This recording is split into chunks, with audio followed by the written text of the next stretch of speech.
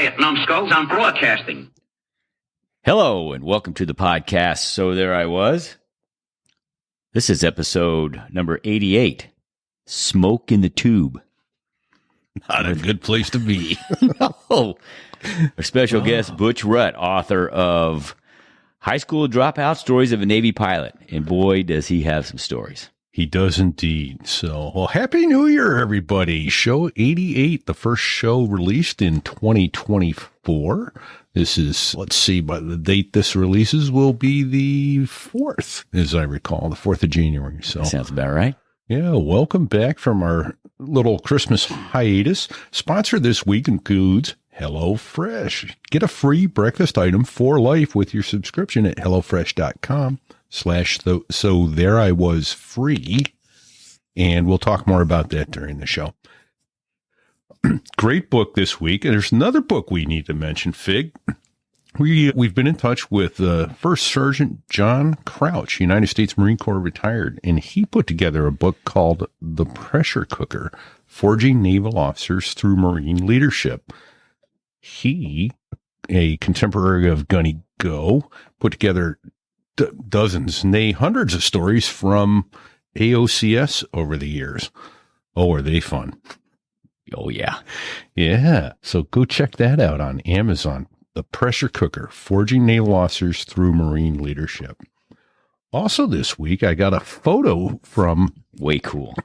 Yeah, this is amazing. Cool. A guy named Jeff Cross with a K sent me a photo from VMF 214. Now VMA 214, but back then in 1943, it was VMF 214, and they were fighting in the Marshall Islands. Sent me a picture with signed by Captain Ed Olander, who had 50 kills, Lieutenant Colonel John Bolt with 60 kills, and Lieutenant Colonel Bob McClurg, who at the time had 70 kills. So not 70, not 70, 7 zeros, Japanese zeros. So these guys were aces.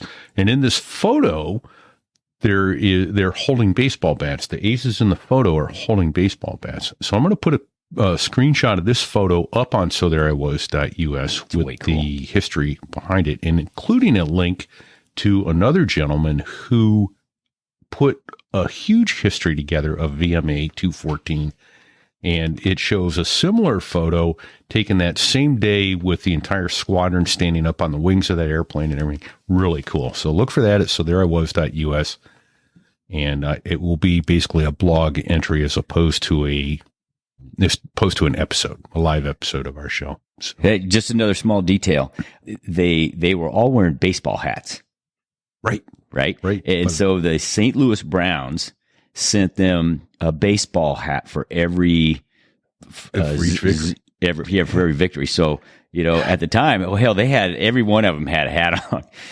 They were whipping ass. That was absolutely awesome. And for those who may not remember, VMF 214 was the Black Sheep Squadron / Pappy Boyington Squadron. And we're going to talk more about Pappy Boyington here in just a minute by happenstance, right? Yeah. And by the way, he's in that picture. I don't know if you noticed it or not. I didn't. Oh, yeah. Son of a gun. I need to go back and look at he's not one of the signers, but he's standing right there in the picture. Just that thick Fig. I missed it. And I'm going to have to highlight that. I'll put a screenshot of it up there, and I'll do another one, and I'll highlight Greg Boynton, a.k.a. Pappy. That's pretty awesome. There I was. Nice. We have a new Patreon pilot, Ray Glanville. Thank you very much, sir, for stepping up and sharing your hard-earned cash with us and helping keep the show going. So, yeah, thank you, Ray. So if you can't send us money, you can share the show and or write us a review. Yeah, share the show. Hopefully a nicer one than this one. But hey, look, I've got to read it. We got a 3-star review, Fig. Ow. That was my favorite rating. It's better than a 1. It's better than a 1. And in fairness, this person took the time to write some constructive criticism. So we got no choice but to at least take it under advisement. And he says, good guests and good entertainment from the guests, but only as long as Repeat and Fig don't regularly interrupt the guests or talk over each other. Ow. Okay. Be much easier to listen if Repeat and Fig did not chime in with their peanut gallery banter and comments while the guest is right in the middle of telling a unique story or answering a question. I feel bad for the guest when they are in the middle of a story of a mission over Afghanistan or a difficult flight coming back to land on the carrier at night, and Repeat and Fig derail the vibe in a condescending way by mansplaining what on the boulevard or trick or treat means. So Fig, mansplaining means that when you're trying to, sorry, I couldn't help myself. Hey, so listen, I appreciate the feedback. We have a significant number of listeners that are not aviation professionals. Right. And we've had previous recommendations that we need to explain what terms and acronyms that we all throw around and know what they mean. We need to explain these things. So I think that's kind of where that's where it comes from. Absolutely. Yeah. And I'll give you this. I think you're much better at it than me. You sit there and actually write down terms and then circle back. I tend to interrupt more often and go, hey, wait, what? Or if I can sneak it in, I'll state what a PAR is right after they said it. Anyway, look, we're going to take that under advisement. That's fair criticism, and we'll try to be better about not interrupting someone who's in the middle of a story where they almost died. Yeah, they were. Nobody likes that, right? Yeah. So, but this week's show, Smoke in the Tube. Speaking of stories where someone almost died. Yeah, that's well, listen, I don't want to ruin the story, but that's something that all of us professional flyers are. I'm personally, that's my biggest fear. That's my really only fear is fire inside the tube. Everything else you can wind the clock and take your time, and if the engine's on fire, eventually it'll just fall off, and that's okay. Right. But inside the tube, that's completely different. And then when you're 1,000 miles from the nearest runway, over the water, then it's worse. Over the water, and I think it was at night. Yeah, in the North Pacific, where it's chilly. Yeah, it was horrifying story. Yeah, absolutely. So, but this from our guest, Butch Rutt, again, author of High School Dropout, Stories of a Navy Pilot. He talks about his early days. He's actually correspondent and friends, including getting a piece written on his book by none other than Jungle Jim Ross. That's pretty damn awesome. It's a small world, right? I mean, yes. Well, and it also speaks to the character of Jungle. Absolutely. But as a kid, he went and saw the Blue Angels at the Colorado Air Show every year and started corresponding with Jungle, and Jungle corresponded back, and they remained friends through the years. And he wound up writing a cover piece on the cover of his book. That's pretty awesome. But isn't the only person he corresponded with. Well, it's a great story. I don't want to ruin it, but he did contact somebody via phone that is a historical figure and actually got him on the phone and had a 45-minute conversation. Off the charts. Yeah. So cool. I mean, it's like, damn, why didn't I think of that? I know. His name, this individual we're talking about, his name might have rhymed with Pappy Boyington. I don't know. Might have. Yeah. So fun stuff.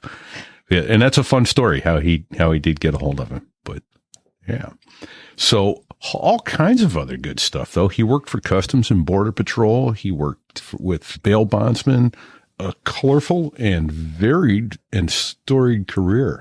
I think we should probably get out of the way and hear about Smoke in the Tube. Let's get out of the way. Let's do it. About crossing the Here pond comes Butch. at night in the world's smallest cockpit, on the tanker, through the weather. Oh, and to the tanker crew who did that, thanks a lot. We really appreciated that. I'm just kidding. No, I'm not.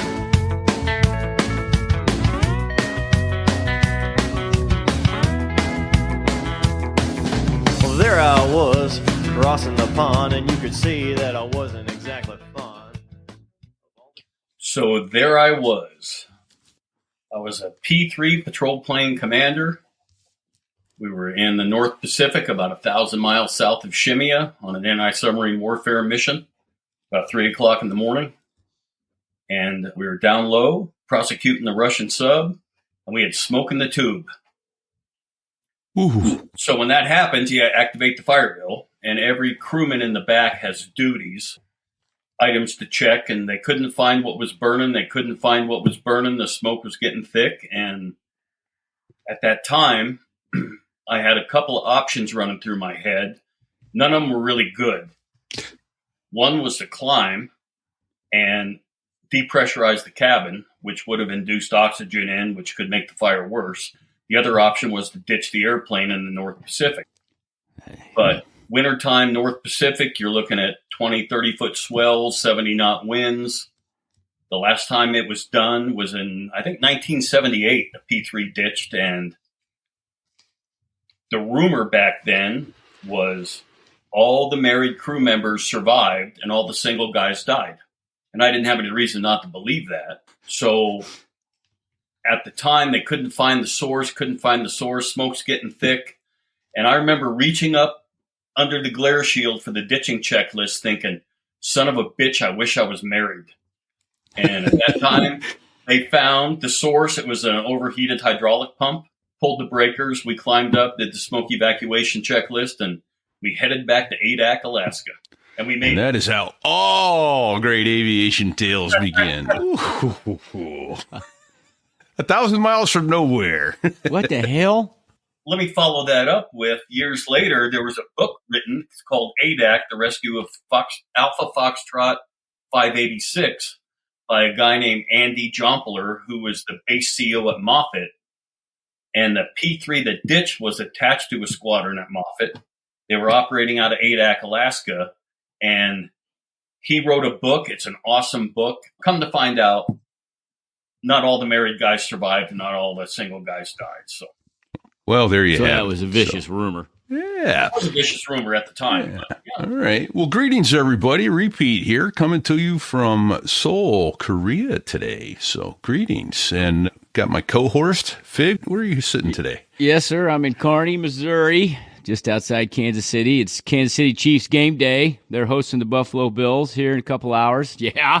But more importantly, I want to welcome our guest, Butch. And that's how you start a story right there. My palms are sweating a little bit. You said low altitude. How low? We were probably, if I remember, that was a couple of weeks ago. We were probably less than 1,000 feet. Well, that'll get your attention. At 3 o'clock in the morning, out over the water, no lights. That's crazy shit. Yeah. So you weren't nowhere, but you could see it from there, huh? We were right next door to it. Yeah. Oh, my gosh. Yeah. Well, because there's all that help just hanging around out there 1,000 miles out in the North Pacific, ready to help you guys out when things go to crap, right? Yeah, and I was on my third deployment. We did 6-month deployments. I did 2 to Japan. And then this was my last one. We were stationed in Adak, which is a little island on the Aleutian chain that used to connect Alaska and Russia. And right. It's like halfway out there. The Aleutian chain separates the North Pacific from the Bering Sea. And it was a not fun environment to be in, but that's it was treacherous environment. Mm-hmm. Like varsity every day is varsity. Exactly.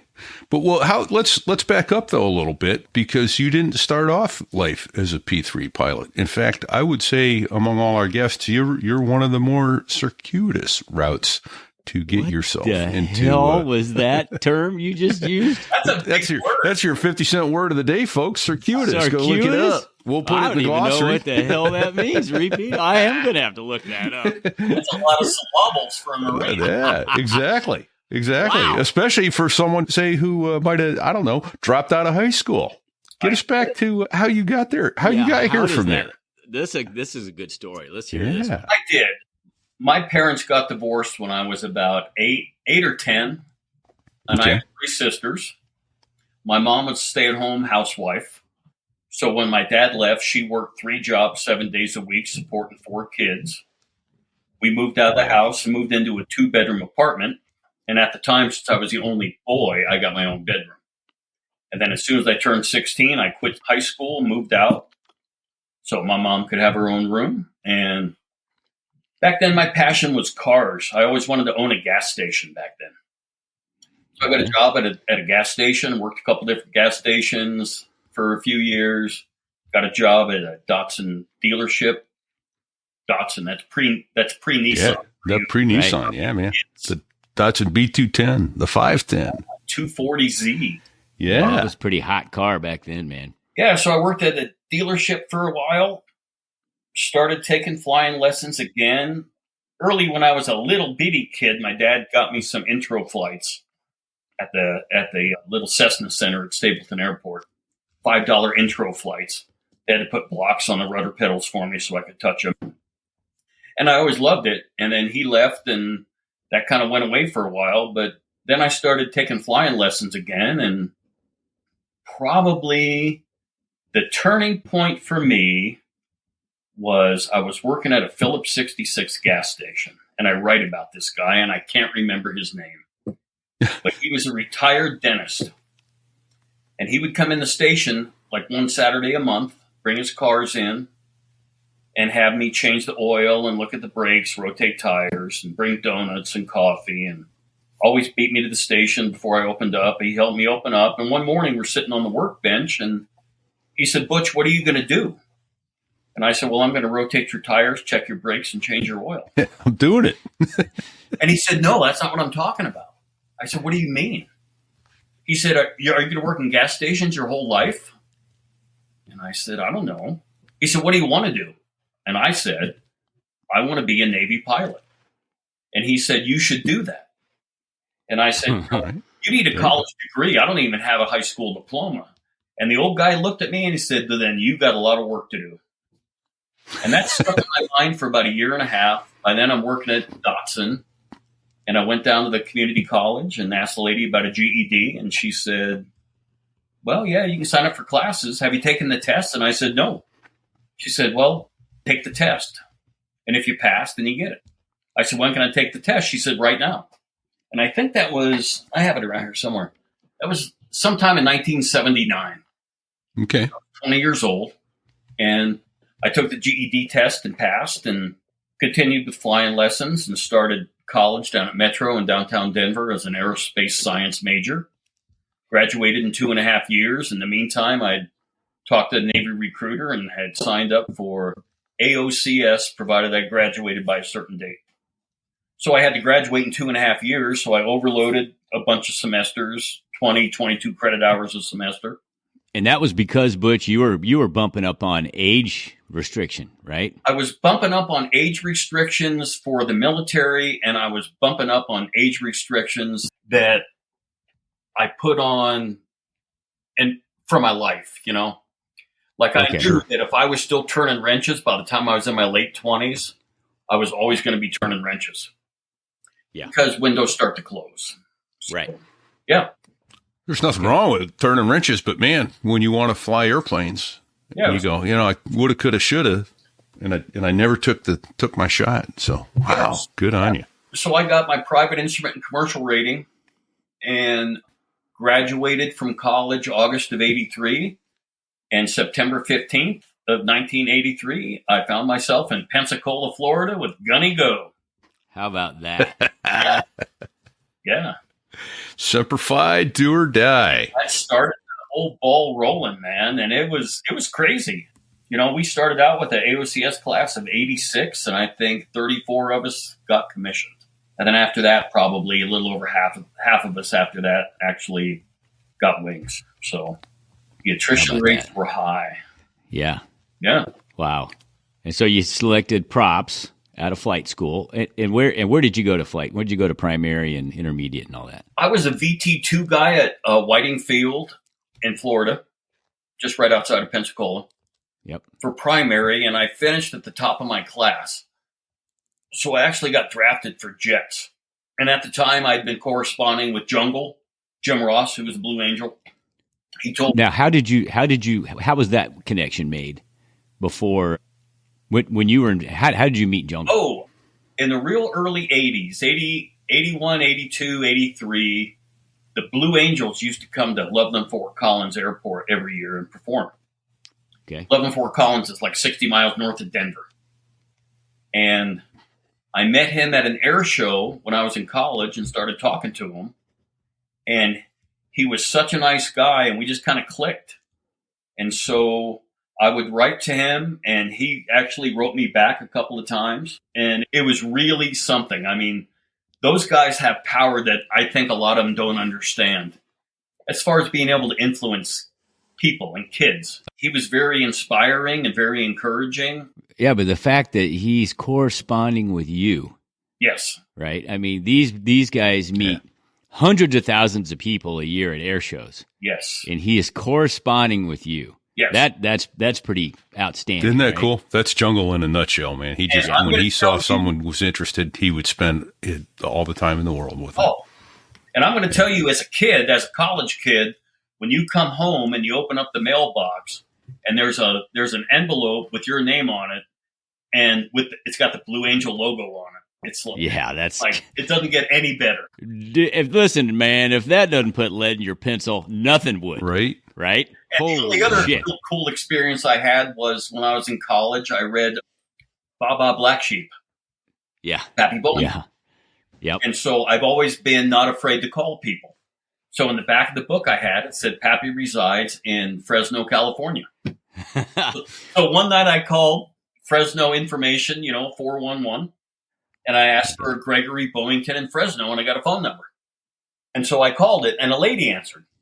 And I said, "Hi, my name's Butch Rutt, and I'm a college kid in Denver, and I was wondering if I could speak with Mr. Bowington." And she said, "Well, he's not here right now." I said, "Okay." I said, "When do you expect him back?" She said, "I don't know, 2 or 3 days. He's out drunk somewhere." Oh shit! And so I said, "Okay."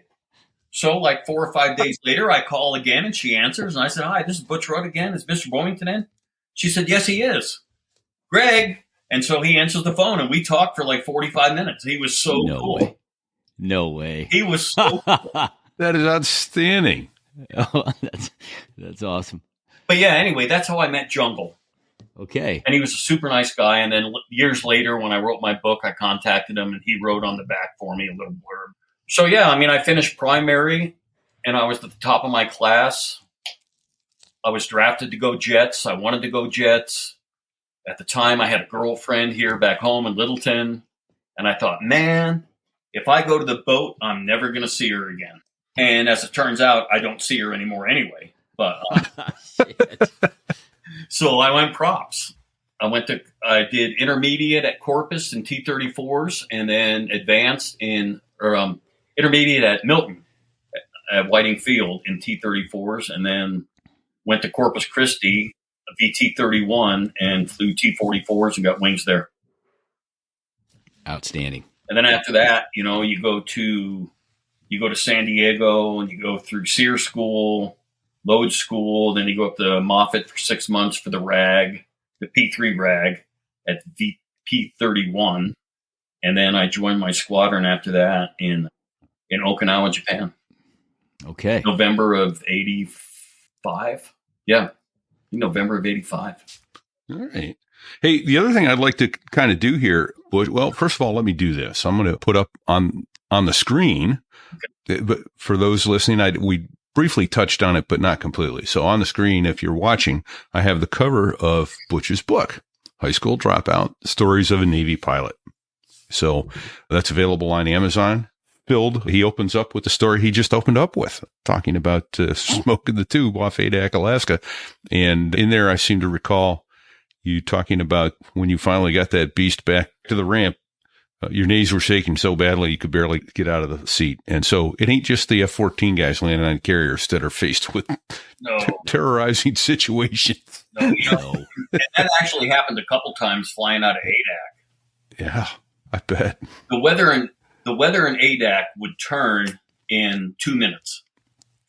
And whenever we were even in the bounce pattern doing touch and goes, we had to have our bingo fuel was 22,000 pounds because our closest viable alternate was Anchorage. So, and that was 3.5 hours away. And I remember being in the bounce pattern in Adak once. I was a pilot training officer, and we were doing touch and goes. And I looked up. We did a touch and go, downwind look. I see clouds coming in the distance. touch and go, back on downwind. The clouds are right here. Touch and go. We had to shoot an ILS to minimum. And it happened that quick. Wow. Clouds coming like a freight train. So the ILS is the instrument landing system, and it's an external radio signal that gives you both glide slope and course so that you touch down on the runway at the appropriate spot. Yeah. Wow. That is terrifying. Cleared minimums in 10 minutes. That's scary. It was. And the winds up there are atrocious. The main one was 2-2, magnetic direction of 220. It was kind of sit in a bowl. So there were times when you would come in and the wind's howling and the wind's swirling. So you'll be coming down the glide path and on the localizer, and you're looking out the runway out of your right window. And then 35 seconds later, you're looking out of the runway out your left window just to grab because the wind's so hard. It was crazy. Yeah. Okay.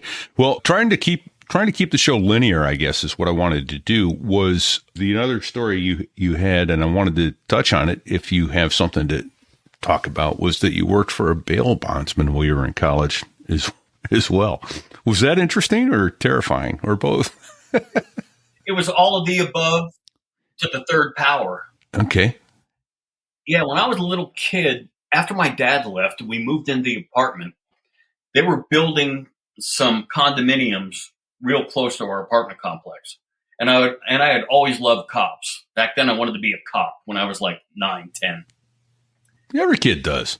Yeah. And there were a couple of Arapahoe County deputies that worked there as security, moonlighting for an extra job. So I would ride my bike by and I'd hang on the fence and I'd look at these guys, they're in their uniforms and they have guns. I thought, oh, that's so cool. And anyway, one of the guys befriended me and kind of became my surrogate dad for a number of years. Paul Carpenter was his name. He passed away a while back. And then he quit the department when they got a new sheriff he didn't like and became a bail bondsman in Montana. Years later, when I'm working in a gas station in Wheat Ridge, I ran into his wife and daughter at a McDonald's one day having lunch. And they had moved back to Denver. So I got reconnected with him when I was in college. I actually worked for him and lived at the bail bonding office in downtown Denver. And at night, so during the day I'd go to school, and at night I'd hang out in the bonding office and we'd talk, and he'd go home and I'd answer the phones at night and write bonds. And it was an incredible experience for a 21-year-old kid from the burbs. I'll say that. Yeah. Open your eyes as to some of the real crap going on in the world. Yeah, the real world, was not where I grew up. And I learned a lot. I learned a lot about people. I learned a lot about life. There were a couple of times guys jumped bail. One guy jumped bail. When somebody gets arrested and a judge sets bail and people don't have the money, they go to a bail bondsman and they get a loan, and the bondsman puts the money up to get him out of jail. And then the bondsman gets his money back after all the court proceedings are done. If they don't show up for court, the court keeps the bondsman's money, and that's when guys like Dog the Bounty Hunter and people like that come in. So Paul wrote a big bond on a guy, and the guy jumped bail, and we knew he was in a house in Denver. So one morning at like 3 a.m., I remember being in this house with Paul looking for this guy, and there were people sleeping. So you weren't just writing the bonds, you were going after him. Yeah. Oh. And so we found the guy, and we drug him out of bed and put handcuffs on him and drug him out the back door. And the next day I talked to Paul and I said, Paul, we could have been killed, and it would have been a righteous shoot because we were in their house. I said, I'm not doing this anymore. He said, okay. So then he got his bounty hunter named Keith, and Keith started working for us. So then one night I'm out with Keith, and we're sitting in his van in Lodo in downtown Denver looking for a guy coming out of a bar, and Keith sees him. It's wintertime. It's snowing. There's 12 inches of snow on the ground. Keith steps out of the van and yells at the guy. The guy runs across this vacant field. Keith jumps out of the van, pulls out a 9mm and starts shooting at the guy. Bam, bam, bam. And the guy stops. Keith grabs him, cuffs him up, throws him in the back of his van. And I'm thinking, oh my God, I'm never hanging out with Keith again. Yeah, so it was crazy stuff back then. I don't think they do that anymore. That was Wild West days right there. Holy shit, Butch. Right? So No yeah, the kidding. hunting office was interesting. I learned a lot about people. I learned a lot about different kinds of people. You know, he paid me, I think, $165 a week plus room and board, and it was a great gig. So All I right. would recommend going in that business, though. No. No, Right? no. So P3s, Okinawa is your first Mhm. duty station, right? My first deployed station. I was actually based out of Hawaii. Oh, okay. Yeah, the You squadron. guys would do debts. Yeah, exactly. We were based out of Barbers Point in Hawaii, just on the west side of Pearl Harbor. And then we do 6-month deployments every 12 to 18 months. And I was And hard so, to see those. Yeah, that's rough. So, you know, a difference between P3 guy and a guy that's in the carrier air wing is per diem. You know, when I always heard those rumors, I mean, we got per diem, but I never got any big checks. Well, you were making per diem when you were in Okinawa, and when you're on an aircraft carrier, you don't. No, but you get free sliders 24/7. We didn't get those. Okay, all right, yeah, and there's a There you auto go. dog ice cream machine too, I guess. So Yeah, no. yeah, then there's that. But flying either out of Okinawa or ADAC, you know, when we were prosecuting submarines, there's a couple of big sub bases in that part of the world. There's Petropavlovsk and Vladivostok, and I think Petropavlovsk is on the peninsula, and so we were always intercepting submarines as they came out and going back in. And then we used to run at the coast all the time, and the MiGs would come out and intercept us to see what we were doing. And so I wanted to ask you about that. That was, you know, they weren't a threat, right? I mean, they only shot down airliners. They didn't shoot down U.S. Oh, no, they were super nice guys. Yeah. Well, I used to get that all the time. You know, we would run in towards the shore to 12 miles, which was international airspace at the time, and hard right, do a 180 and go back in at 400 knots, 12 miles turn, and then go up to like 20,000 feet in orbit. And then pretty soon I hear sensor 3 in the headset. I got fire control radar. And then here come 2 MiGs, and they come up. One would stay up high perch above us, and the other one. So tell us what sensor 3 in the headset means. In the tube of a P3, you had 3 sensor operators. Sensors 1 and 2 monitor the sonobuoys that go into the water and track the submarines. And they're pinging submarines. Yeah. And then sensor 3, he controlled the radar, he controlled the ACM electronics pod, and the ERDS, the infrared camera that came out of the nose. And so the sensor 3 would have all the information from the AQM pod. And so he would hear fire control radar cracking. He'd say, fire control radar, and then we knew the MiGs were coming out, and they'd pull up right next to us, one of them. And we'd hold up like Playboy centerfold pictures in the window, and they'd give us a thumbs up. And it was all pretty cool. But in the back of my mind, I always thought about KAL 007. Right. That Korean airliner that they shot down.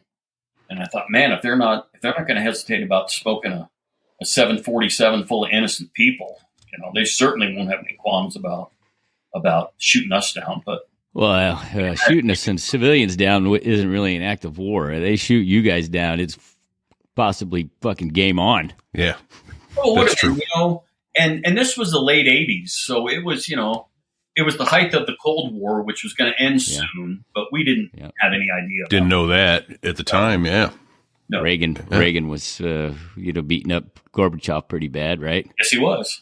Yes, he was. You know, and John Lehman was the SecNav, and they were building a 600 ship Navy, and you know, I mean, they just crippled Russia financially, which was genius, and never fired a bullet. But so can we go back about 2 minutes? Prosecuting submarines. That's the second time I've heard this. I know generally what you're talking about, but can you? So that's your mission, right? You're tracking. That's the mission of the P3. Can you kind of?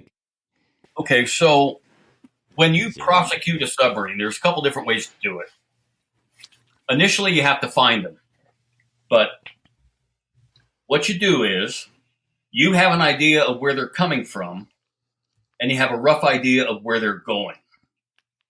So And this is all done through the intel geeks that are way above my pay grade. And so they give us an area and say, we think this Echo-class submarine is going to be transiting this area. So we go out and we drop sonobuoys in the water. And it's a search pattern. And then we orbit. And each sonobuoy has a different channel assigned to it. And each sonobuoy will have different depths that the hydrophone deploys to. So the first thing you do when you get on station is you drop, it's called a BT buoy, a bathythermal. And you take the temperature of the water as the hydrophone deploys. Okay. Because water is like air. So you have meteorology and you have oceanography. Of course, meteorology, you have the adiabatic lapse rate that decreases so many degrees per 1,000 feet. Right. And then you'll have inversions where it'll start the temperature will start to increase for a period of time and then begin to decrease again. And that causes, that's temperature inversion. And well, you guys know all about that. But oceanography is the same thing. As you decrease depth in the water, the temperature will get colder, but then you'll reach a point where the temperature will actually get warmer. And then after a period of time, it'll start to decrease again. And that's called the sonic layer depth. And it might be 300 feet deep. It might be 1,000 feet wide. Okay. Submarines do not want to travel in that sonic layer depth because the sound waves travel for hundreds and hundreds of miles.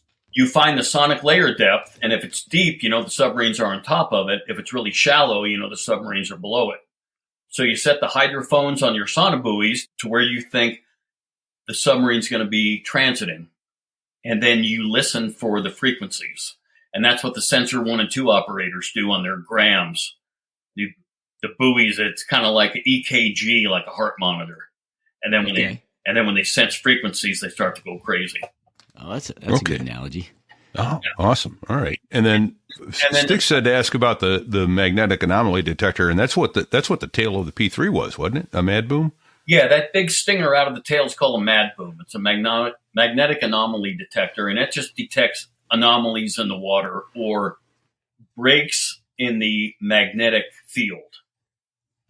And which I guess a big piece of metal like a submarine would create. It does. It does. And in order to be effective, you got to be down at like 200 or 300 feet.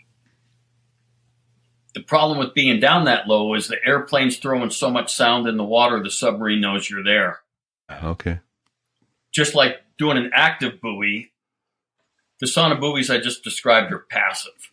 The hydrophone goes down and they listen. We have active buoys that will ping and tell you the exact location of the submarine, but doing that, they know that you're there. And I don't think we ever really used an active buoy the whole time I was in the Navy. It was all passive. But we would track them. So you go from a search pattern to a containment pattern, always trying to keep one buoy ahead of the submarine. That's pretty cool stuff, Butch. So Nice. what's an average P3 mission lengthwise when you're prosecuting a submarine? 12 hours. How long? What? Wait, that sounded to me like you said 12 hours. 12 hours. Okay, so let's talk about crew makeup now. Okay. How many pilots and crew members are you carrying for a 12-hour mission, for crying out loud? A typical combat crew had 12 crew members. We had 5 officers, 3 pilots, NAVCOM, navigator communicator, and a TACO, the tactical coordinator, who was like the mission commander. And then you had 7 enlisted guys, 2 flight engineers. They were senior enlisted, either first class petty officers or chiefs. And then you had sensor 1 and 2 that actually listened to the sonobuoys. Sensor 3 that we just talked about. You had an ordnanceman and an in-flight technician to fix all the electronic shit when it broke, because it always broke. 12-hour missions. So you guys would rotate, kind of rotate seats and go into the bunk, or how did that work? Yeah, you'd rotate it. Pilots on the crew every hour and a half or 2 hours. You'd rotate. So you'd be in the seat for 3 hours, you get out for an hour and a half.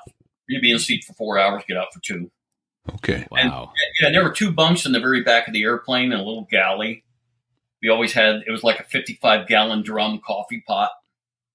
Right. You spent all the time drinking coffee and spitting tobacco into cups or smoking cigarettes. Back then, guys. Exactly. If you'll indulge me for a moment, I'd like to take you back to a special moment the night after Christmas in our home.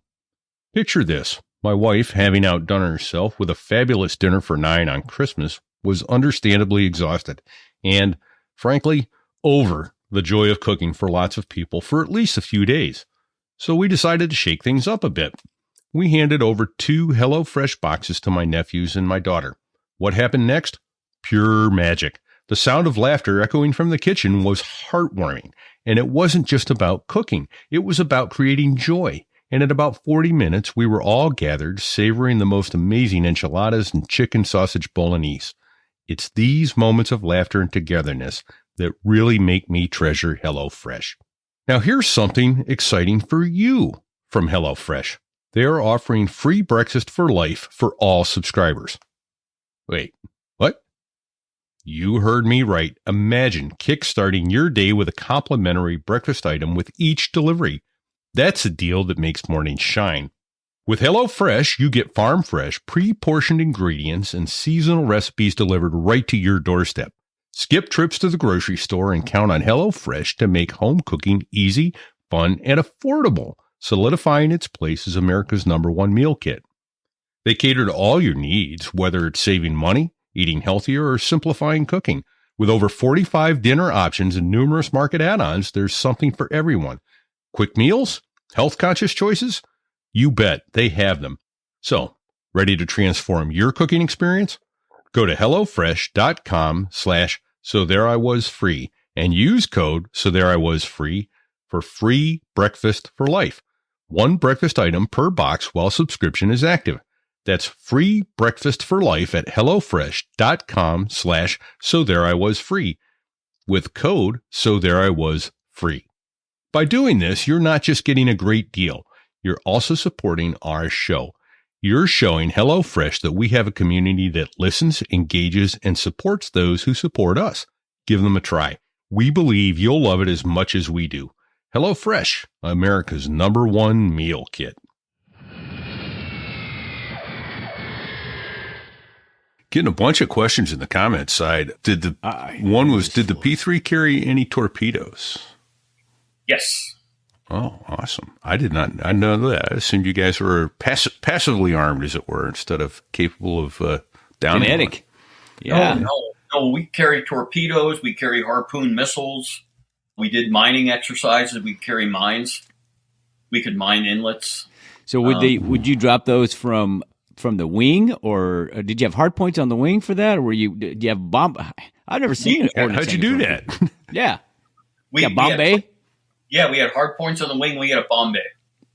We had a big-ass Bombay. No shit. Yeah. I'm learning Big-ass new stuff right now. I didn't know P3s had a Bombay. Because when we would do rim pack exercises, all the Pacific nations would get together once every 2 years, do these. It's a big rim pack. Yeah. So you have Australia, you have U.S. forces, you have Korea, you have Japan. And we would all get together, and the Australian guys, they bring their P3s up. And they had luggage racks in the Bombay, and you could clip up in there and put your luggage on and stuff. The Aussies always showed up. Their entire Bombay was packed with Foster's beer. Well, of course it would be. Yeah. And they get off the airplane with little duffel bags, and that was their clothes for the 2 weeks. And say, dude, where's your luggage? Right here, mate. Yeah. And they'd unload the beer, and it was crazy. It was so fun. Wow. It was fun. Yeah. So the other questions we're getting, obviously those were long missions. So, how often did you fly? Were you day on, day off, a couple days off in between? And then how many hours total did you get in the P3? Sounds like it was easy to build a couple. Yeah. And typically after about 3.5 years in the fleet, you got out with about close to 3,000 hours. Wow. Damn. Yeah. Damn. Yeah. Very cool. 2,500. Yeah, 2,500 wasn't uncommon. Yeah.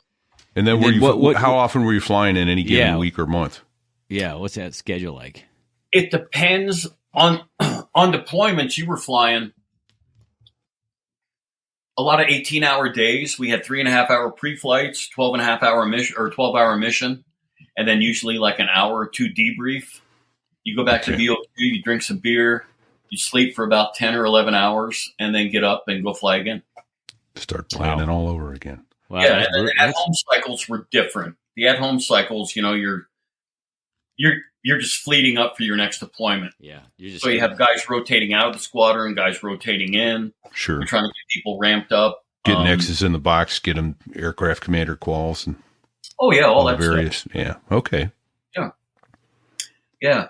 And it was the same way with all the seats in the airplane, Sure. You're trying to get new sensor operators, new flight engineers come in, they got to get trained up. So yeah, I mean it was just a constant rotation of people, and it was always busy. Now, Butch, when you were deployed, did you guys have hard crews, or were you swapping crew members out all the time? No, we had hard crews. I was the plane commander. My last deployment, I was a plane commander of Crew 8, and typically, unless somebody goes med down, they're sick, which rarely happened. Typically, you're flying with the same people all the time. Excuse me, all the time. Yeah, that's nice because you got continuity that way. Oh man, yeah. I imagine learn who you count on. Know that and a lot of these guys, I mean, it's been 35, almost 40 years, and a lot of them I still talk to. Oh, that's awesome. We'd go in, and if we were just a flight of two to go out to the bombing range, something like that, the two pilots that were in a section would meet, and we'd go into a room as just the two of us, and we'd draw up on the board all the admin crap and then talk about any particulars. And our brief would last anywhere from, early on, when you first start doing it, that, probably an hour pre-brief for a simple mission like that. And when later you were down to 15 minutes. All right, admin stuff, standard. Here's the particulars. Let's get out of here. Right. You're talking 3.5 hour pre-briefs. So you're going over the duties of everybody on station, where you're going to be. That I imagine it's quite the room, and it's not only one crew, right? You're interfacing with other crews. Intel on No. What's your pre-brief like? Well, the actual pre-flight of the airplane took like 3 hours because you're always finding things that break. And so that's really what. Okay. And then they got to fix shit, and they got to swap boxes, and the list of priorities. The autopilot was below the last item. Autopilot's never worked in a P3. That's what the co-pilot was. I hand flew a P3 once from Hawaii to Andrews Air Force Base. Holy shit! All night long without an autopilot. Oh yeah, they didn't care about autopilot. But then, as far as the mission briefing went, the TACO would go. Sometimes as the plane commander, I would go. The junior pilot would go get the weather. We filed a flight plan, but it took us like 4 minutes because we take one of these Skillcraft government pens. Okay. And they're 230 nautical miles on a high altitude chart. So we'd mark the mileage. Okay, it's going to be this many miles, 4,000 pounds an hour. We need 5,000 pounds on top, plus 2,000 pounds for mom. Tell the flight engineer to give me 45,000 pounds of gas. And that's how we pre-flighted. And it drove the Air Force guys nuts. Oh, yeah. Because we'd walk into an Air Force base ops and spit out a flight plan in 5 minutes. Yeah. And say, see ya. They say, you guys are done? Oh, God, yeah. What are you guys doing? Why are you taking so long? We have to calculate the fuel flow rate, the density of the fuel molecules. Well, first of all, we have to find the right regulation that makes sure that says we can do what we're about to do, first of all. Well, and I realized that when I was deployed to Misawa, Japan. I was at the O Club one night in Misawa. I was sitting at the bar next to an F-16 guy. And we were talking. He said, and he asked me the same thing. How long do you guys fly for? I said, typically 12 hours. Wow. Who do you talk to? And I said, nobody. He said, what? What? No, I said, we monitor an HF frequency usually, but we typically don't talk to anybody. He's like, what? He said, man, every time I take off, I have to talk to base ops. I have to tell them my altitude, my airspeed, my heading. I have to ask permission to take a turn or tell them I'm turning and what altitude, what airspeed. And I said, oh, no, we don't do any of that. Oh, yeah. That's crazy. And that's when I realized that the Air Force and the Navy are different. Oh, yeah. The Navy had an OpNav 3710. That thick. This thick right here. Yeah, it's like a small town phone book. Yep. With all the stuff you can't do. You can't take an airplane into a city that's hosting the Super Bowl that weekend because it looks bad. Right. Stuff like that. And the Air Force had volumes of all the things they could do. And it was just different theories. Yeah. It's a completely different operating philosophy. But I don't know how they ever get anything done. So Stick's working in the background, managed to pull this image up. Oh, look at that picture. There you There's go. a couple torpedoes on the bottom of P3 there. I count 6, 10 on that one. Holy cow. So if you're watching on either YouTube or Facebook or Rumble. And then somewhere on the internet is a really cool picture of a P3 with the bomb bay doors open, and it's loaded for bear. All the wing hard points are full, and that's also a pretty cool shot. Nice. Now, where's that bomb bay? Is it after the wing? It is. Or forward? It's forward of the wing. Okay. So You I think see I that see a line for it there, right? It looks like the prop arc line on that fuselage bisects it. So Exactly. yeah, Yep. okay. That's right where it is. Well, that's an awesome picture. Yeah. Okay. Thanks, I had Tex, for finding that. That was cool. Yeah, man. I actually had a 3P flying with me and he wasn't very sharp. We were going from Hawaii to Andrews Air Force Base. So I pulled out the approach plate books for Andrews, and I told him, make sure these get on the airplane. He said, okay.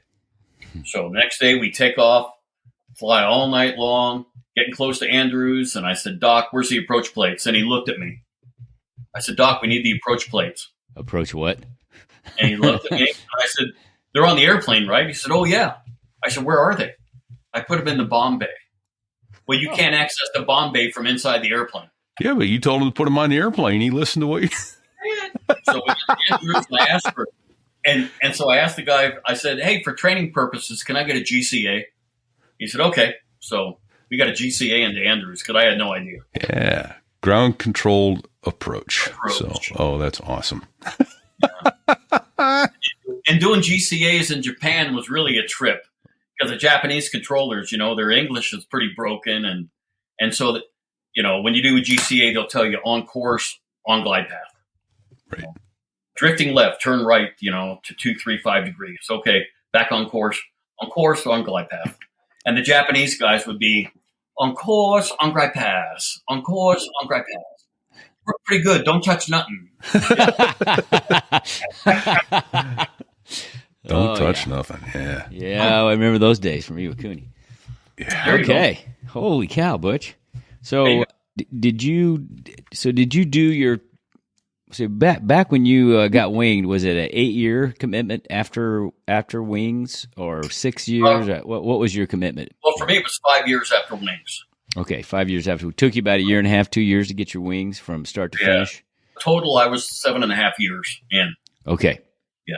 Mm-hmm. And then, so did you get off active duty and keep a reserve commission and stay in the reserves? Or I did not. Okay. I did not. I went to work for U.S. Customs down in Corpus Christi, Texas. Right after you got out of the Navy? After I got out of the Navy. I got out of the Navy September of 90, and I started with Customs January of 91. And back then, the only viable reserves outfit to fly with was out of New Orleans.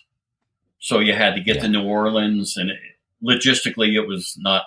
Yeah. Not viable. So those are the guys. I know I've mentioned it on this show once or twice before. I was waiting to start flight school, and Navy New Orleans P3 came through Pensacola and took me out to Bermuda because my sister was living in Bermuda at the time, and I went out to visit her. Okay. That was the longest winter of my life, that night flying to Bermuda. Was it cold in the back? Well, you had to keep the tube really cold because all the computers. Oh, sure, yeah. A lot of heat generated back there. Oh, it was brutal. There were 15 of us all huddled around the flight deck door because the only heat on the airplane was coming off the flight deck. So Butch, did you fly P3s for U.S. Customs and Border Patrol? I did. I flew P3s. I went through a 6-month federal police academy in Glencoe, Georgia, FLETC. Yeah. And then I was a P3 pilot and instructor pilot. I went back to FLETC. I was a firearms instructor for 5 years. No way. Back then, it was a different environment. I mean, we wore Levi's and T-shirts to work. We had free reign. We could fly anywhere we wanted to. We'd fly over Mexico. We never filed flight plans. Sounds like Julio from our squadron. He'd fly over Mexico, coming out of the chocolates, going into Yuma, that little corner of Mexico, up into Arizona. Julio just goes straight across Mexico. They'd get on. Julio, check your heading. It's okay. He's okay. It's okay. Yeah. So, Spent a lot of time in Central and South America. We flew a lot out of Panama. Spent a lot of time in Bolivia, Colombia, Peru, and Ecuador. Like you were looking for drug runners, right? Right. Yeah, we work narcotics interdiction. So a lot of night flying probably with sensors. No, night and day. Okay. Yeah, those guys had so much money. Their airplanes were better equipped than ours as far as radar and navigation systems. And no, I mean, we flew a lot of daytime stuff. I spent a lot of time in Bolivia. We flew out of Santa Cruz, Bolivia. The airport there is Vero Viru. It's a huge airport, and there was nothing happening there. It was actually built by the Japanese because they were going to make Bolivia a tourist destination at one time. And Bolivia was awesome. But we flew a lot out of Bolivia, Colombia, Peru, Ecuador. We worked with the host military. And, yeah, we tracked narcos. And, the whole idea was we would track them. And then when they landed, we'd land behind them and bust them. But they landed in really small strips, and our airplane was too big. So we'd have to call out host nations to check them out. And were those typically 12-hour type mission? No, when I got to customs, there were some 12s. There were a lot of 6, 8, and 10s, which weren't bad. It was more like a part-time job at that point because you're used to, 18-hour days, and suddenly you have 10-hour days. It's like, woo, it's a part-time job. So were the guys you were flying with at customs, were they fellow Navy P3 guys, or were they from all different walks of life? They were primarily former P3 guys, pilots, and former P3 flight engineers. And then the radar operators in the back were former, for the most part, Navy and Air Force, like AWACS guys. Yeah. Yeah, people like that. Yeah. So how long did you do that? 6 years. I did it for 6 years. Initially, when I got down there, it was a lot of fun. I had the opportunity flying out of Bolivia a lot to work with Operation Snowcap, which is the DEA operation. Okay. And I spent weeks and weeks in the jungle with them at their base camp outside of Cochabamba, working with the Bolivian military in the Umapar.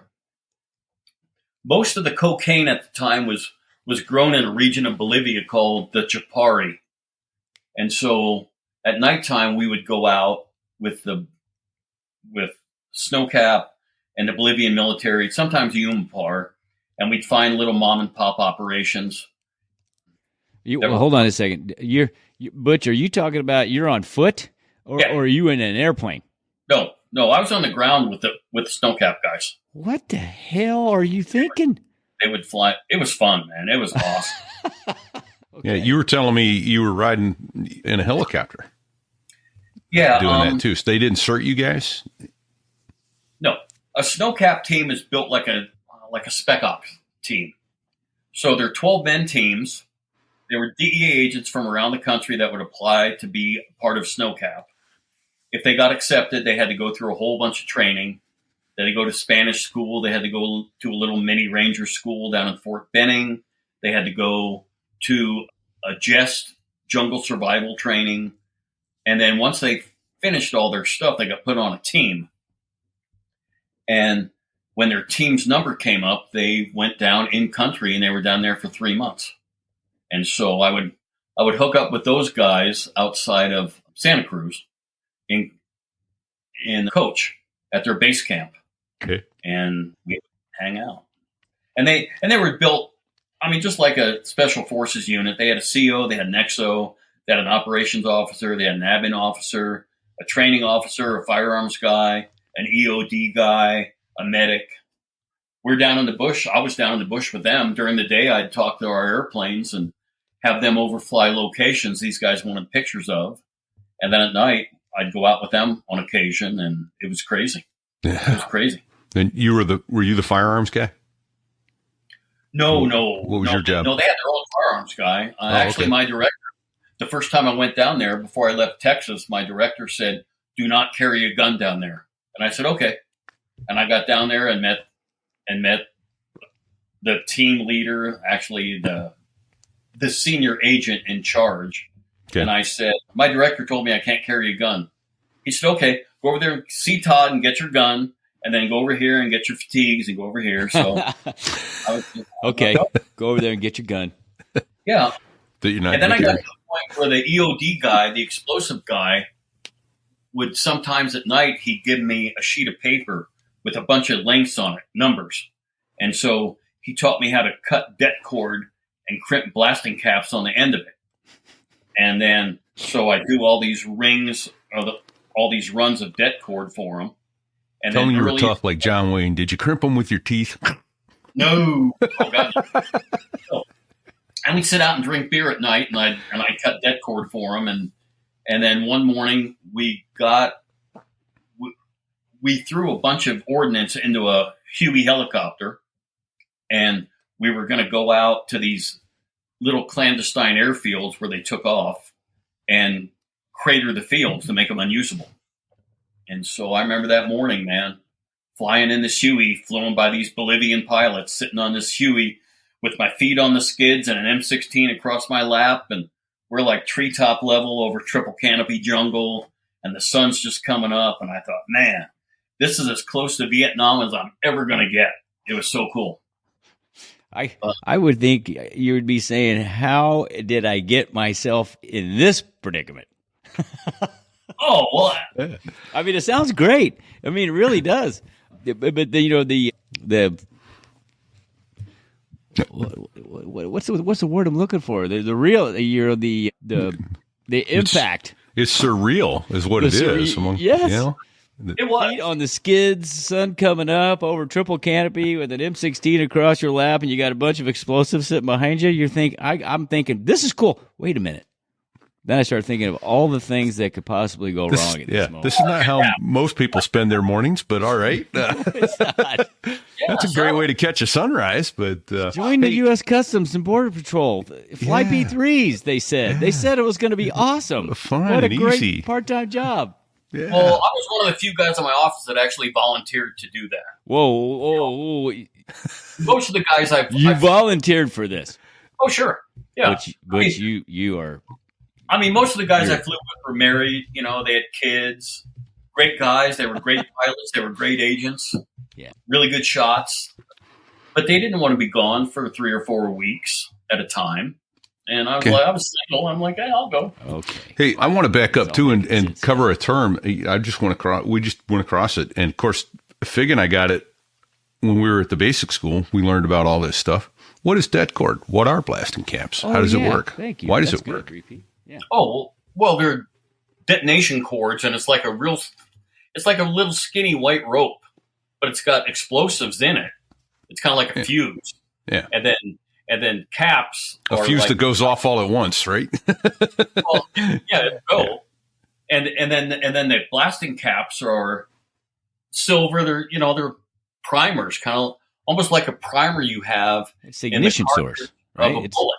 It's the ignition source for the explosive. So it would make the spark, and then the det cord would burn, and then it hit the explosive, and boom. Yeah. Nice. I guess then what I'm getting to is, why would you use det cord? You were going out to crater the runways. Det cord wasn't going to do that. So how did that work for you? Well, no. Then the EOD guy would attach the shaped charges onto the det cord, and we'd be a long way away when he detonated it. You don't want to be on top of it when it goes. So important safety tip, folks. So he would use shaped charges to blow deep holes in the runways, and then he would put other charges in there that would just crater the hell out of them, make huge holes. And then C5 on the trees, and we'd blow that up, and the trees would topple down on the runways to try to make them unusable. You know, the thing is, down there in Bolivia, the people that grew the cocoa, they were like mom and pop operations, and the cartels came in and paid them. They used to grow coffee, but there was more money in dope than coffee. So the cartels came in and talked to him and said, we'll pay you all this money if you grow cocoa leaves. So they started growing cocoa, and they would mix the cocoa. They used precursors and cook it into a paste. And they put the paste in 5-gallon buckets. And then they'd use little single engine airplanes to fly out of these small strips in the jungle and they'd fly it up into southern Colombia where they had big labs, and they would manufacture it into the powder, package it into kilos, and use bigger airplanes to fly it out of Colombia. And so that's the reason we were in Bolivia, was to take down these little clandestine operations. And so the type of guys you were trying to foil, I guess, are the guys like there's a movie called American Made, and it's about a former TWA pilot, Barry Seal, who started running drugs. Yeah, right. So. Mm-hmm. Yeah. Oof. I think Barry Seals flew DC-3s, and he was primarily out of Colombia. But, back then people, and Stick says now they're using submarines. So get the P-3s back out. Okay. Yeah. I spent time in subs in the Navy, but we passed that. But anyway, so that's the reason I was down there. Back then my sisters used to tell everybody I worked for the DEA. I was a DEA agent. I'd say, no, I wasn't a DEA. I worked with them. And then you just give up, You're like, okay. But it was a cool time. And back then people say, well, what's it really like? And back then there were 2 movies out that were really accurate. One was Traffic with Michael Douglas. Yep. And it showed the drug war from different perspectives, from the politician side of it, to the DEA street agent side of it, to the Mexican police side of it, to the street use side of it. And it was really well done. And then another one was Clear and Present Danger with Harrison Ford. Oh, yeah. And that was pretty realistic as far as a lot of the events and a lot of the facilities that they had back then. And that started as a Tom Clancy book. So if you don't want to watch the movie, that's a good book to read. It is. It's a big fat book. But, Clancy researches his stuff, or did. Yeah. Very well. And then since then now, there's a couple Netflix shows on. Oh, Narcos. Yeah, one was Narcos, and that's dead nuts accurate. And then the other one it's called The Last Narc. And it's a 3 or 4 part series about Kiki Camarena. Oh, right. And he was a DEA agent that was abducted in Guadalajara and tortured and killed. That one's really, really good. But yeah. Yeah, so, I think didn't Reagan shut down the border over that one? Yes. Yeah. Oh, yeah. Yeah. Yeah. Yeah, that was horrific. That was a really bad deal. I mean, back when I was down there, the rumor was we all had $1 million bounties on our heads from the narcos and stuff. But I was never concerned because I knew that they would never target us again like that, because it literally would have started World War III for them. And so they were smart enough, not to really mess with us. Sure. I never felt endangered out in the town, like in Santa Cruz or Guayaquil, Ecuador, or Chiclayo, Peru, or Panama. I never felt like we were really targeted. Sure. Sure. Mm-mm. So we might have breezed over it. Did I hear you say submarines? You had a little submarine expedition? Yeah. When I was in Hawaii as a pilot training officer, we were required every day to read the message boards. Those aluminum books. Yep. And there was a red one, a yellow one, and a green one. Green was like general operations. Yellow was confidential. Red was top secret. And we had to read it and then initial each item that we had read it. Right. But in the green book, they would occasionally ask for VP, which is fixed wing patrol, P3 liaison officers, to go on these ships and while they're doing workup exercises. And so I would volunteer for that. And I was on a submarine. The first sub I was on it for like 3 weeks. It was a boomer converted to a slow attack. And it was a nuke sub out of Pearl. And I said, yeah, I'll do that. So I signed up and I went. And it was probably one of the coolest things I'd ever done. Be on a nuclear submarine for 3 weeks, man. How about that? And it was right at it. This was maybe 87. I don't even think I was a patrol plane commander at the time. Okay. But it was right after the movie Top Gun came out. And so all these guys on the submarine thought that my life was like Tom Cruise. And all I did was turn around and drink and, cruise chicks. Play volleyball with your shirt off. Oh, yeah. Yeah. Buzzing the tower. But it was really interesting. And I was on there, and I spent a lot of time on the bridge of the sub with either chief of the watch or the captain of the boat or the XO. And while we were doing exercises, they would ask me, okay, so as a P3 guy, what are you thinking right now? And I said, well, I'd be thinking this, and I'd be dropping buoys here, and I'd be looking for this and that. And that. You know, so we traded information back and forth. I can't get real classified with it. And, you know, at night I would have dinner with the captain in his stateroom. He had his own little Filipino MS would come in and serve us in his coat and tie and Wow. you know, dessert and coffee. And probably the coolest experience I had was there was a tunnel on the submarine, and it went from, I just remember being in the wardroom having breakfast one of the first mornings with the XO of the boat. And he was the lieutenant commander. And there was a table, 4 or 5 guys in the corner. I said, who are those guys? He said, don't even think about it, buddy. He said, those are the nukes. Those guys run the reactor. And unless you want to talk about splitting atoms or atomic fusion, they got nothing to talk about. They don't talk about football or women or bourbon, none of that. They're physics geeks. Absolutely. God bless them because they're on our side. Right. But there was a tunnel in the sub when you went from the submarine to get into the engineering spaces. And you had to open up a hatch and walk through and close the hatch. And it was about a maybe 10 or 12 foot area, another hatch. And if you went through that hatch, you walked down and that's where the nukes hung out in the engineering spaces. But on the floor of that tunnel was a steel plate about the size of a manhole cover. And it was about a 1/4 inch thick. Had a couple holes in it, and you could pull that thing off the floor and slide it.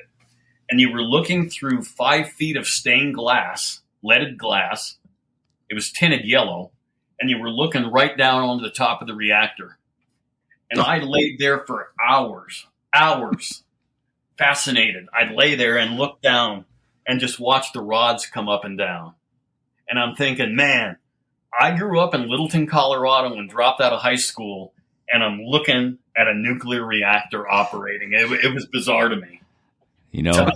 Repeat, it's all starting to make sense now. There you go. It's all starting to make sense. Exactly. And I still glow in the dark a little bit. Yeah, there you go. Yes. Oh, Butch. He's actually awesome, in a darkened room at night. He glow, his teeth glow. Oh, dude, that's really cool, though. It was so wild. Yeah. Yeah, and I got to go up on the sail of the ship, of the sub, when we were surfaced. And they put me on the dive planes one time. Captain put a harness on me. Had a guy put a harness on me. I sat on the dive planes of the sub. And we're doing 15 knots on the surface. Oh, man. A big bow wave. And it was like, oh, my God, this is awesome. Well, that is pretty cool. King of the world. I said, no, I'm not going anywhere. This is fine. Get out further. Yeah. You're king of the world. Oh, yeah. That's awesome. Yeah. And I think you told me on one of the pre-chats, too, that after dinner, you and the captain would have a glass of iced tea. Yeah. Oh, yeah. Nice. He hid them in Scotch bottles so no one would drink the guy's tea. Nice. Yeah. Oh, it was such a great experience. I actually sat in. They had me sit in on a board for a young enlisted kid that was getting his dolphins. And I was amazed. You got to say what that is. Got to tell people what the dolphins are. The dolphins are the little the water wings. Wings. Yeah. The submarine guys wear them. The surface guys wear them. Yeah, the water wings they call them, I think. Okay. Yeah, but they were dolphins, and the enlisted guys had silver dolphins, and the officers, and I think the chiefs had gold dolphins. Yeah. But they're literally, it's like 2 dolphins nose to nose, and it's kind of like their wings. Yeah. And so I got to sit in on a board. This kid was getting his dolphins. Well, that's cool. And I was amazed at how sharp those guys were. They knew every valve, every switch, every hatch on that submarine. Yeah, they don't let dumb guys. And they got drilled with questions for 12 hours. Yeah, they don't let Harrier pilots on submarines for a reason. Yeah. We dumb the place down as soon as we step foot on board. Well, Harriers had to be cool. The only time I've seen Harriers is at air shows. A couple of times. It was a great air show bird. I'll give them that. It was a lot of fun to fly. That's really all we did was practice for air shows and fly air shows. Oh, thanks, man. Hey, why not? Why not? Yeah. So of all of that, and the other thing you did, I guess, you were a rag instructor too. So you taught new guys who'd just gotten their wings how to fly the P3. I did. I did. A rag instructor. You know, you taught CPTs, which are cockpit procedure trainers. Okay. They're just pictures of the cockpit panels, and they had to know where the switches are for for certain things. And then I taught full flight sims, and then I taught in the airplane when you had young ensigns literally trying to kill you every day. Of course. It was fun. It was fun. Back then, I developed a real appreciation for Mr. Rogers. There were days when I was just done trying to be killed. So I'd go to my apartment in Mountain View right outside the gate of Moffett, and I'd shut all the blinds, and I'd crank the AC down to like 60, and I'd lay on the couch underneath this Afghan that my mom knitted me, and I would turn on Mr. Rogers. And we always took a trip with Mr. Rogers. You always go somewhere. You know, the Magic Kingdom, and you go on field trips. And one time we went to the Spoon Factory. And I remember after a really hard day one afternoon, I'm laying on my couch, and we're at the Spoon Factory. And they had all these spoons coming down the conveyor belt into a great big cardboard bin. And Mr. Rogers says, "Look at all the spoons." And I laid on the couch and said, "Ooh, look at all the spoons." It's really, you just had to unplug, you know. Calm yourself down, I guess. Yeah. Oh, man. So something you kind of glossed over there, but I'll tell you what, anybody who's either an aspiring young aviator, I would do this. Remember, Fig, having to do blind cockpit? Get in to do the blindfold. All right. Where's the where are your flaps? Where's the switch for this light? Where's the switch for your transponder? You had to do it blindfolded. And I highly recommend anybody who wants to really get a good feel for their airplane have the ability to blind. You know, that's a really good tip, and that's something that we did not do. The only thing I did blindfolded was the panic in a drum, the helo dunker. Oh, yeah. Which I hated. Panic in a drum. Nice. Yeah. But yeah. All right. But no, I mean, that's actually a really good tip. That's a great tip. Yeah, that it just, you know where things are, and I wouldn't go flipping switches blindly, but at least you know where to get your hands in the neighborhood, and then look and go. But there may be time. Yeah. So, all right. So, what's the closest a student ever came to taking you out with him? Probably, we were doing 2-engine high work, and he kicked the wrong rudder. And so 2 engines on one wing off, 2 engines on the other wing? Okay. Yeah. And he went full power on the 2 operating engines and kicked the wrong rudder. And the airplane went inverted like that. I was going to say, I bet sounds like you went to the rodeo at about half a second flat. Yeah. And I'm thinking you didn't stay on the bull. No, I did not. No, I missed that one. I upped my guard position greatly after that little extravaganza. But yeah, by and large, by the time they got into the airplane, for the most part, they had been through the sims, and they had a pretty good feel. But you were single pilot. I remember the first time I had my first kid in his first flight in a P3, and set takeoff power, and he's in the left seat, and all he could say was, "God damn, this thing's got a lot of power." It was 4,600 shaft an engine, so it was pretty powerful. And when the airplane's light, man, it'll go. Yeah. God damn, this thing's got a lot of power. Yeah, it does. 80 knots. God damn, this thing's got a lot of power. Rotate. God damn, this thing's got a lot of power. Okay, positive rate. God damn, this thing's got a lot of power. Gear up, and like, dude, you got to focus, dude. Fly. Yeah, come on back. Yeah. So, let me ask this. So, was it just the flight crew when you were out doing that at the RAG, or you didn't have guys in the back training, did you? No, not typically. It was just It was just me, 2 student pilots, an instructor flight engineer, 1 or 2 student flight engineers, and they'd rotate through the seat. That's still enough people to terrify, though, to find yourself inferred. And then you had an aft observer, a seasoned crew guy that would, watch engine starts and look for traffic and stuff like that. But, Yeah. So that was fun. I didn't really have.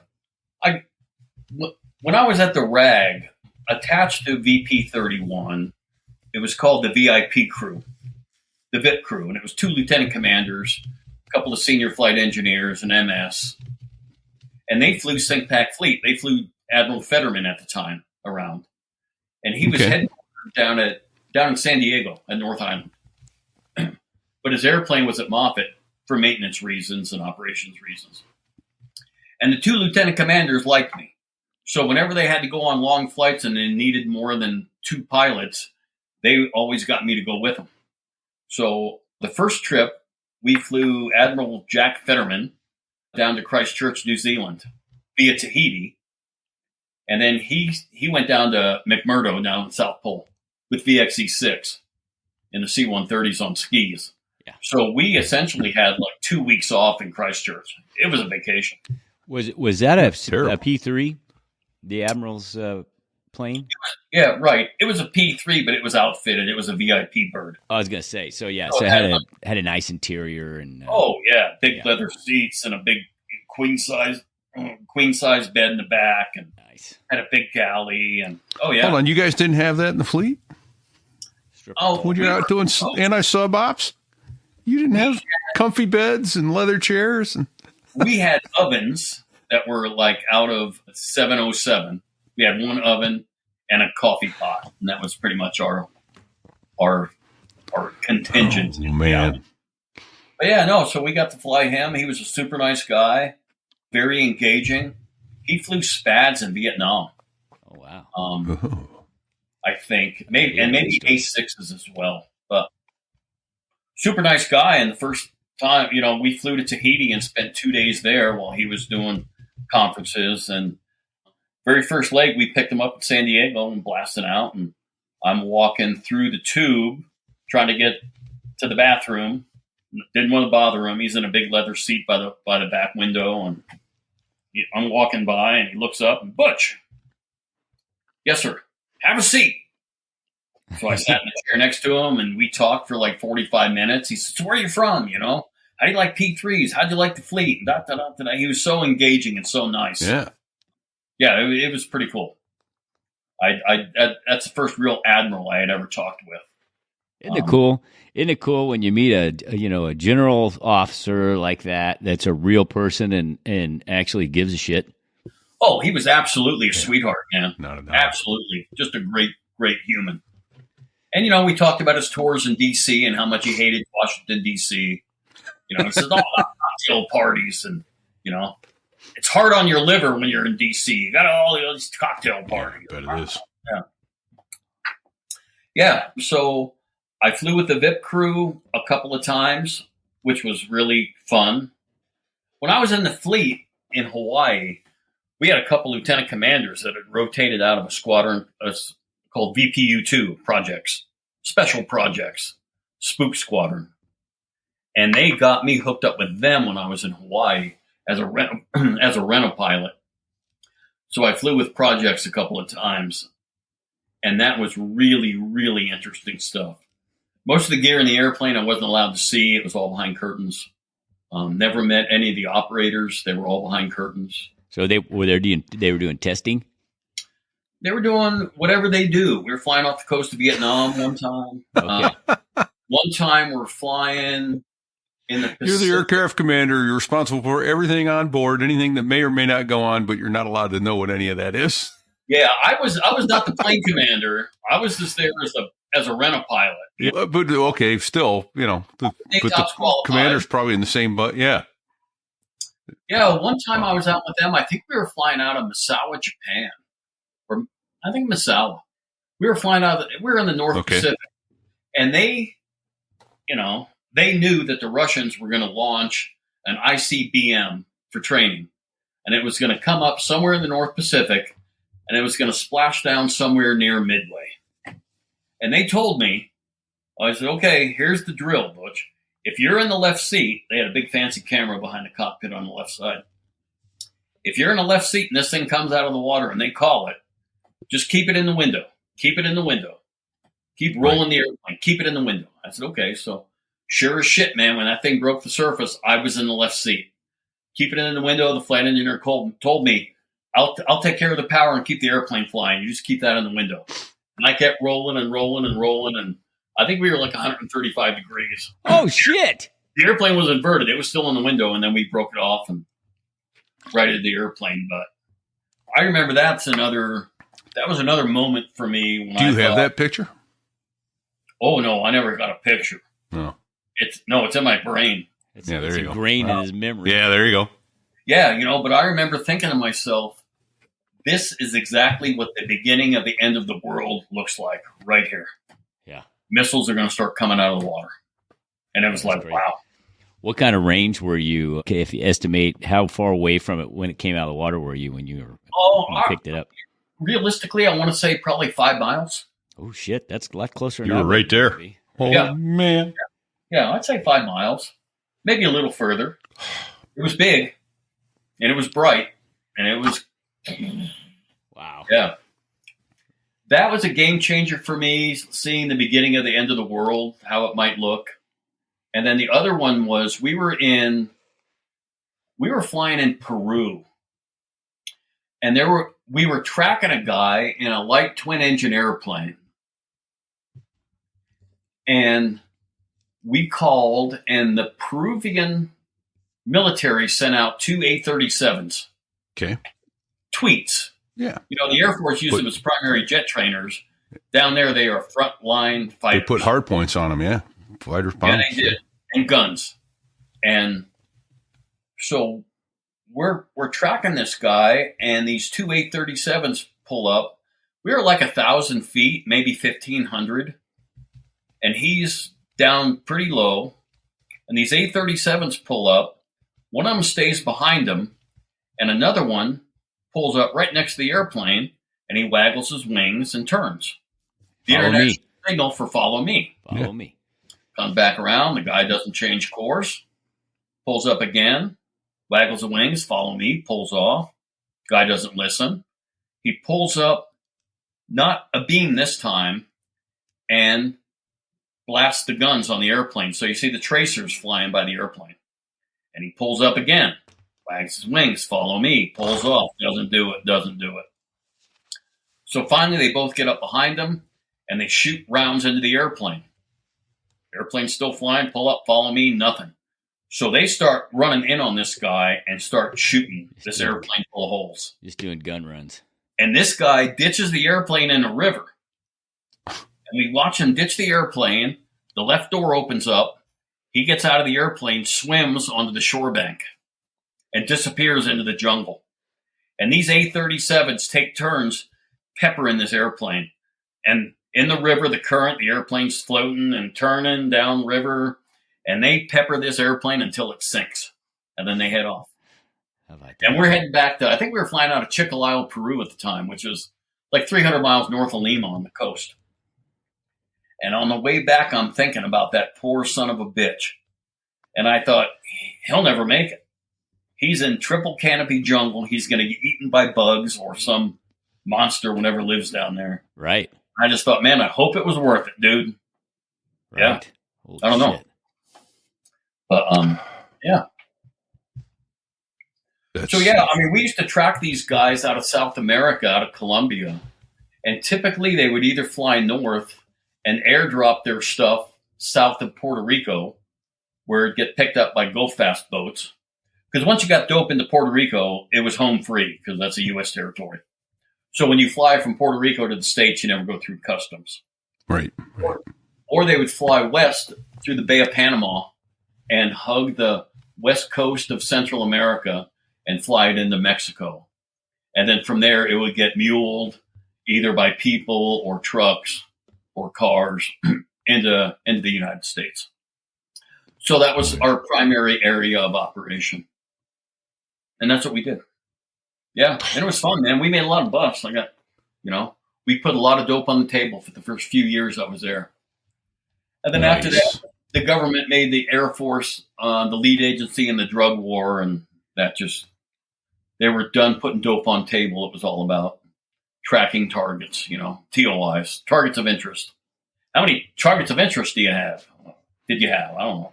Who cares? 8, 9, 15, who cares? No kidding. Yeah, so I got into an argument. I was plane commander on a detachment in Panama when I was with Customs. And I had this colonel call me one Saturday night and say, you guys are going to fly tomorrow from 09 to 1500. I said, no, we're not. He said, yeah, you are. I said, no, we're not. We're not wasting our time. Well, what do you mean? I said, look, these guys are narcos, but they're devout Catholics. They don't work on Sundays. We're not going to waste our time. We got in a big pissing contest over that. And then did you fly? Another time a guy calls me, yeah, you guys are going to fly tomorrow night. I said, no, we're not going to fly tomorrow night. He said, yeah. I said, why do you want us to fly tomorrow night? Well, it's a full moon. I said, dude, that theory went out with the 70s, man. These guys have better navigation, better radar than we have. They don't give a shit about a full moon. We're not going. We know they're not going tomorrow night. So, yeah, so that got pretty frustrating. And that's, after about a year and a half, I wanted to get out of the aviation side and just go be a street agent. I actually had a job offer from the RAC office here in Denver. I just wanted to get away from the flying for a while. The aviation guys wouldn't let me go. And they said, no, we need pilots. And I said, well, if you don't let me go, I'm going to quit. And they said, okay. So I quit, and that's when I got on with Northwest Airlines in 97. Okay. Flew DC-9s for a couple years, flew DC-10. I wrenched on that for 6. Then I flew the A320 the last couple years I was there. We referred to flying the DC-9 as pushing the dumpster to another happy hour. Airline life was fun back then. Pushing the dumpster to another happy hour. Wow. That's a great analogy right there. Yeah. But it was fun. And then 07, we took big pay cuts. And, after September 11th, the job got to be no fun, a lot of it. And it's like, okay. So I quit and got on with the Jefferson County Sheriff's Department. I was a deputy sheriff for 15 years. Right there in Colorado. Yeah. Mm-hmm. Nice. Okay. Yeah. We're getting to the point where we probably need to start looking at landing the plane. Any particular funny stories from either OCS or the police academy or on the street as a deputy sheriff? OCS. Gunny Go. You guys had Gunny Go. Oh, there yeah. You go. Yeah. Gunny Go. He was show 17, I think. I'll find it. Yeah. And today I love the guy, and I talked to him on the phone. I got his number. And my drill instructor was Gunnery Sergeant Washington, United States Marine Corps. But you want to talk about funny guys. 19. When you're there, it's not funny. Yeah. But looking back, it was a riot. Oh, yeah. They're full-on comedians. Oh. There was a kid, and he was in a different class than me. And he was a real tall, skinny black dude. And he was not handsome. He looked like a human version of a cartoon character out of the Bill Cosby Show. And he had really super thick glasses, like NASA telescope lens thick. Yes. So the kid had to be maybe a maintenance officer or an intel guy. Because all those guys had to go through AOCS as well. Pilots, flight officers, aviation intel, and aviation maintenance officers had to go through AOCS. And when you walked in the chow hall, you had to pound on the brass and say your number. 1, 2, 3. And every time I was in the chow hall and this kid came in, he pounded 27. And the DI's table was at the far corner of the chow hall. There was usually 4 of us, maybe 5 sitting there at a time. And this kid would say his number, and I'd wait for a second, and I'd hear "Go Forth" fire up. Oh, goggles. Oh, goggles. Come here, sweetheart. And this kid would have to go over to the DI table and look into this ice cream freezer with a mirror on it. And Gunny go and tell me why you are so ugly, boy. Why are you so damn ugly, boy? And I felt so bad for this kid. He's sweating bullets. All he wants to do is eat and go, But nope, never happened. Oh, goggles. Yeah, that was Gunny Go in his prime, baby. Yep. I started having flashbacks myself. Yeah. OCS. Well, the first drill instructor I met was Gunnery Sergeant Crenshaw, who was a mountain of a man. And he was the biggest, darkest human being I had ever seen in my life. And the very first morning of Poopyville, you're laying there in your rack, and at 5 o'clock shit's hitting the fan, but you have no idea what time it is. There's no clocks. They take your watches. So you don't know if it's 5 minutes after midnight or if it's 1 minute to 5 a.m. Right. And you lay there terrified. And pretty soon you just go back to sleep and the trash cans hit the wall and the lights are coming on. And you hear, get on my line, get on my line. And you're getting dressed and you're running. And I was the last guy out of the 4-man room. And I grabbed the threshold of the door, launch myself out. And I did that. And boom, I hit something so hard. And I stop and I'm looking down. And I can see my reflection in these 2 polished boots. Oh, shit. And I start looking up, man. Camo, tree trunks. And I see this big brass belt buckle. And I can see my reflection and the horror in my eyes, man. And I kept up and looking up. And all I see is this jet black face and this campaign cover and these white teeth and these white eyeballs. And he looks at me and he said, boy, we ain't going to get along. And I feed myself a little bit, and that started Pookieville, dude. That was the first one. I peed myself a little bit. I love it. I mean, there was Crenshaw, there was Gunny Go, there was Master Sergeant Flager, there was Gunny Washington, Gunny Kerr. I think Thixton was still there at the time. Training Staff Sergeant Walker. Yeah. And the fun began. Oh, yeah. Good times, man. Okay, so we had a guy in our squadron in Hawaii. And I'm not going to say his name, but he wasn't very bright. We called him Spicoli. Because if you ever saw that movie, Fast Times at Ridgemont High. Oh, yeah. Yeah, this was Spicoli. And I remember one time I was flying with Spicoli. He got plussed on my crew for a ASW of submarine mission, 12-hour flight. I'm back in the galley, and Spicoli has a little igloo lunchbox. And I open it up. And for a 12-hour flight, this guy brought 3 packs of Marlboros, 5 Snickers bars, and a 6-pack of Coke. Wow. That's his subsistence for the 12 hours. Wow. Man, he's going to run out of cigarettes. But Spicoli's with his crew, and they're south of Hawaii, and they're coming up to Honolulu, and the plane commander tells Spicoli, hey, call center and get our clearance back to Barbers. So Spicoli, Yankee Bravo 06, 120 miles south and Barbers. And the controller said, okay. Squawk, gave a code, transponder code, squawk 6573. And then the controller said, Yankee Bravo, 06, radar contact. You have traffic 2 o'clock, opposite direction, altitude unknown. And Spicoli, Yankee Bravo 06, Nordo. The controller says, Yankee Bravo 06, how do you read this transmitter? Loud and clear. Yankee Bravo 06, traffic 2 o'clock, opposite direction, altitude unknown. Yankee Bravo 06, Nordo. He got Nordo and No Joy confused. Nordo means no radio. Can't hear you. Can't talk. Yeah. Oh, Yeah. God. And so that goes on for a period of time. And I'm sure that controller still has the cassette tape of that. They have like their controller parties or whenever they have their get-togethers. I'm sure he slips it in there for laughs. Listen to this idiot. Nordo. Yeah. That's outstanding. Oh, man. That's my Nordo story, fellas. Well, sadly, we've come to the point in our show where we probably need to start wrapping up. We've been at this an hour and almost 35 minutes, Butch. It went like that. Wow. Bang, right through it. I'll remind everybody again that Butch has a book out, High School Dropout, Stories of a Navy Pilot.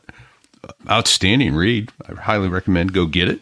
And if you got someone who's an aspiring aviator, maybe and particularly struggling a little bit with the academics in their life and not sure that they want to do something, I'd recommend this book as a read. That, obstacles can be overcome, and dropping out of high school ain't the end of the world.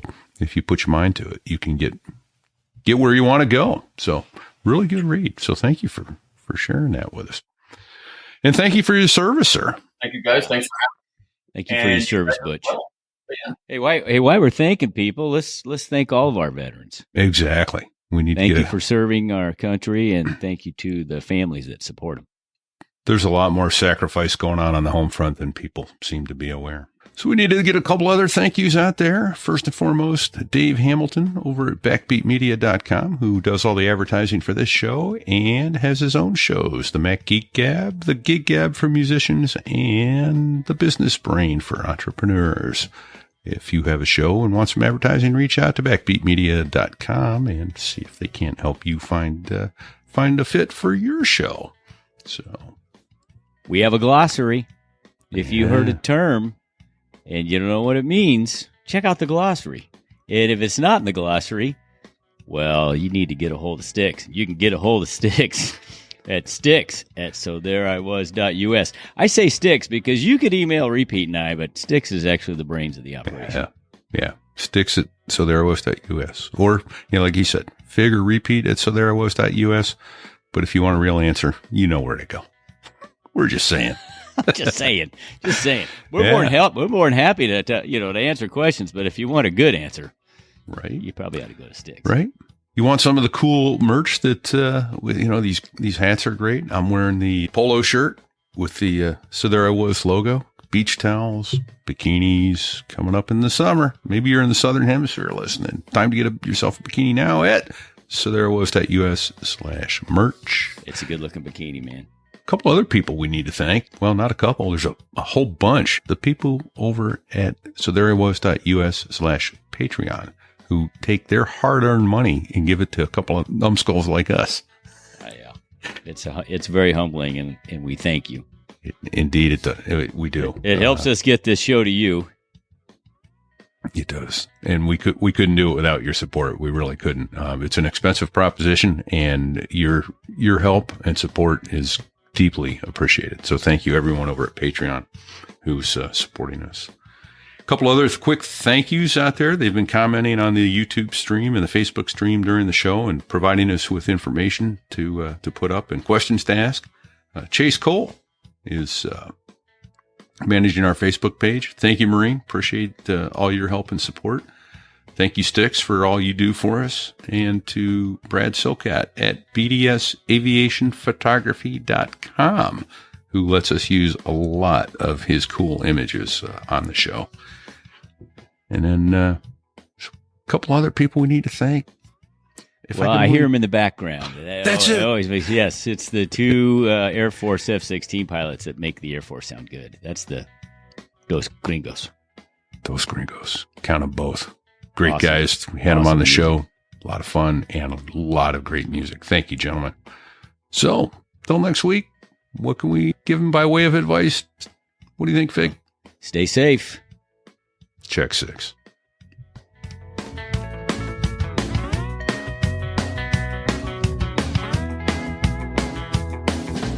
There I was, crossing the pond, and you could see that I wasn't exactly fond of all the shit I was wearing on that day. Now an F-16 is cramped enough, but it's even worse with all that stuff supposed to save your life. But we knew there was no way.